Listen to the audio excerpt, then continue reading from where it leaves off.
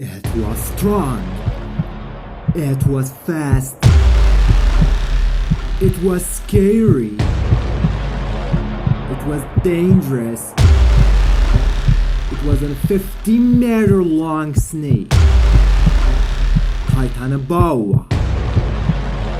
About 60 million years ago, the largest reptile ever crawled on the planet lived.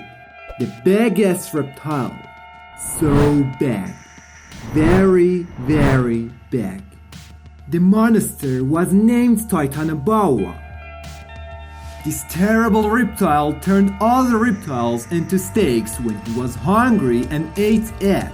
Of course, a raw steak. Even the crocodiles weren't safe from him. If he were hungry, he would even attack flying birds. That is, if you were a bird with wings and were flying at a height of 50 meters, there would still be a risk of Titanoboa attack. 50 meters is not a little high. Today, many of the buildings we see in cities do not reach 50 meters in height. Now imagine this snake coming back to Earth. How much should we eat? What are the risks to humans? If he returns, which countries will he choose to live in? How big is it really?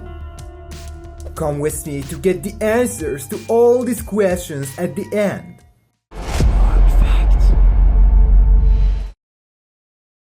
These fossils have been found in Colombia. From the skeleton of this animal, they found that this Titanoboa was about 50 meters long and weighed more than a ton. This monster is 3 times bigger than the largest snake currently in the world, green anaconda. This monster baby lives in South America and has no poison.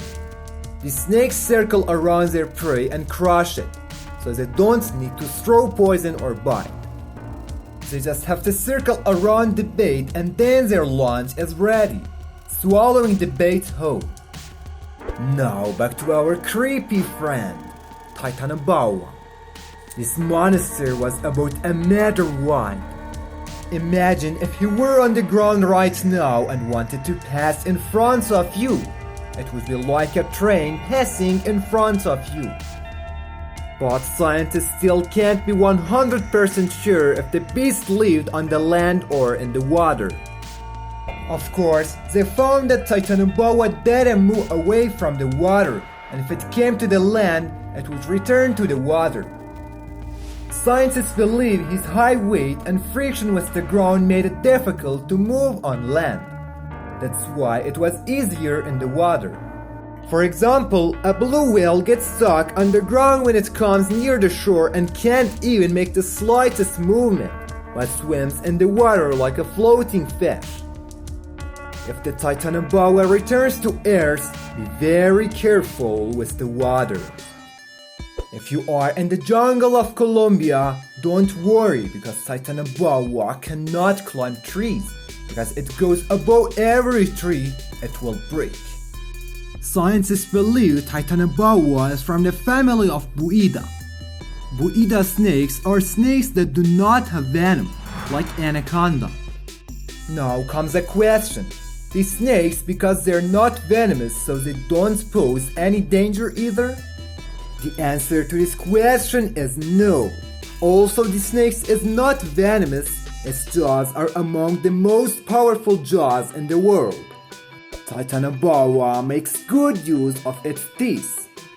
Every animal he wants to hunt, he bites it first with his teeth, and after that, the bait is done. Because he locks his jaw, you can't open it even with a crane. Then it begins to spin around the prey and, with its pressures, crushes the bones of any animal. He crushes his prey from the inside. Think of a 1-ton rope about a meter in diameter wrapped around you and it doesn't need any more pressure. Even if he puts no pressure on the prey and just stands on his prey, with the high weight he has, his prey will die. Scientists say Titanoboa could have killed dinosaurs. Titanoboa wrapped itself around the body of the dinosaurs blocking the movement of blood with the pressure it exerted on their bodies. Also, it could not crush their bones, it prevented blood circulation, knocking the dinosaurs unconscious, and after anesthesia, they began to swallow. It is also completely. Imagine swallowing those massive dinosaurs all at once. Fossils of Titanoboa show that its mouth would have opened much larger than its body, because the hinge of this reptile's jaw was located behind its skull and its mouth would open up to 150 degrees. That is, if he wants to eat a 180 centimeters human, it is enough to open its mouth a little and there's no need to bite and squeeze at all. The main food of Titanoboa was large crocodiles that were 6 meters long. Titanoboa was greedy most of the time because whenever he saw large turtles, he hunted them too, regardless of whether he ate food or not. The monster's physique shows that he needed at least 40 kilos of food a day. Of course, snakes don't eat every day. Finally, twice a week. And Titanoboa was garlic for up to weeks when it swallowed a 6-meter crocodile. If the Titanoboas return to Earth, humans will have to say goodbye to the waters and rivers and lakes, because if they enter these waters, they will suddenly realize that a huge, frightening jaw has opened beneath them and they are about to become a raw steak for Titanoboa.